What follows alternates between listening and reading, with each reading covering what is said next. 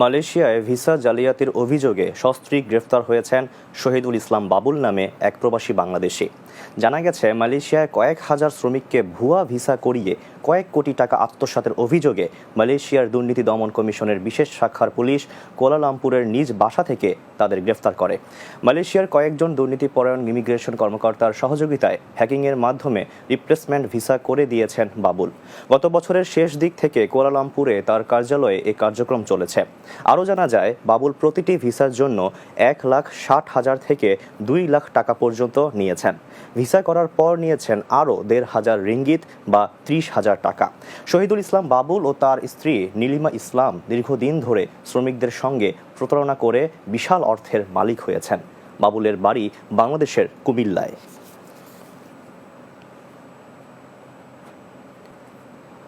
পর্তুগালে মারা যাওয়া এম.এ. খালেক নামে এক প্রবাসীর মরদেহ দেশে পাঠানোর খরচ দিয়েছে বাংলাদেশ সরকার। দেশটির রাজধানী লিসবনে অবস্থিত বাংলাদেশ দূতাবাস তাদের ফেসবুক পেজের মাধ্যমে জানায়, গত বুধবার রাষ্ট্রদূত কমিউনিটি নেতৃবৃন্দের কাছে প্রয়োজনীয় অর্থের চেক হস্তান্তর করেন। এর আগে গত 1 নভেম্বর এম.এ. খালেক মারা গেলে কমিউনিটি নেতৃবৃন্দের সহায়তায় গত 17 নভেম্বর তার লাশটি বাংলাদেশে পাঠানো হয়। এরপর নেতৃবৃন্দ মরদেহটি পাঠানোর খরচ সরকারকে পরিশোধ করার দাবি জানালে পররাষ্ট্র মন্ত্রণালয়ের নির্দেশে এই খরচ হস্তান্তর করে দূতাবাস। প্রবাসী মরদেহ পরিবহনের খরচ দেয়ায় বাংলাদেশ সরকারের সংশ্লিষ্ট মন্ত্রণালয় ও লিসবনে অবস্থিত বাংলাদেশ দূতাবাসকে ধন্যবাদ জানিয়েছেন কমিউনিটি নেতৃবৃন্দ।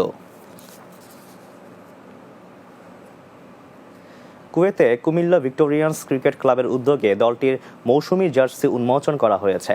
আমাদের কুয়েত প্রতিনিধি আহ জুবেদ জানান, গত বৃহস্পতিবার কুয়েতের ফাহাহিল এলাকার একটি রেস্তোরাঁয় এই উপলক্ষে এক অনুষ্ঠানের আয়োজন করা হয়।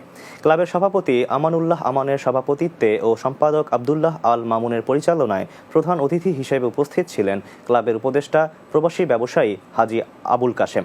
বিশেষ অতিথি ছিলেন সংগঠক Shah Nawaz Nazrul, BD cricket association কুয়েতের সভাপতি জাহাঙ্গীর খান পলাশ, উপদেষ্টা শামসুল আলম, সহসভাপতি এ.কে. আজাদ, মুজিবুর রহমান সহ আরও অনেকে। এ সময় ফ্রান্স থেকে টেলিকনফারেন্সে বক্তব্য দেন ফ্রান্স আওয়ামী লীগের যুগ্ম সম্পাদক অধ্যাপক আলমগীর হোসেন অপু।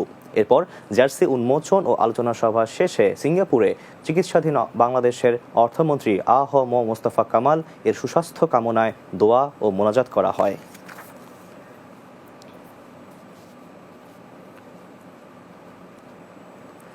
নেপালের রাষ্ট্রপতি বিদ্যা দেবী ভান্ডারীর কাছে পরিচয়পত্র পেশ করেছেন দেশটিতে নিযুক্ত বাংলাদেশের রাষ্ট্রদূত সালাউদ্দিন নোমান চৌধুরী। গত শুক্রবার এক বিজ্ঞপ্তিতে এ তথ্য জানানো হয়। নেপালের প্রেসিডেন্ট ভবনে পরিচয়পত্র পেশের পর বাংলাদেশের রাষ্ট্রদূত বিদ্যা দেবী ভান্ডারীকে বাংলাদেশ সফরের আমন্ত্রণ জানান। তিনি রাষ্ট্রপতি আব্দুল হামিদ ও প্রধানমন্ত্রী শেখ হাসিনার পক্ষ থেকে শুভেচ্ছাও জানান নেপালের রাষ্ট্রপতিকে। এ সময় ঐতিহাসিক সম্পর্কের কথা স্মরণ করে নেপালের রাষ্ট্রপতি বলেন, দুদেশের মধ্যে বাণিজ্য, বিদ্যুৎ সহযোগিতা, কানেক্টিভিটি সহ অনেক সহযোগিতার ক্ষেত্র রয়েছে। উভয়ের জন্য সুবিধাজনক ক্ষেত্রগুলো অর্জনে দুই দেশ সমর্থ হবে বলে আশাবাদ ব্যক্ত করেন তিনি।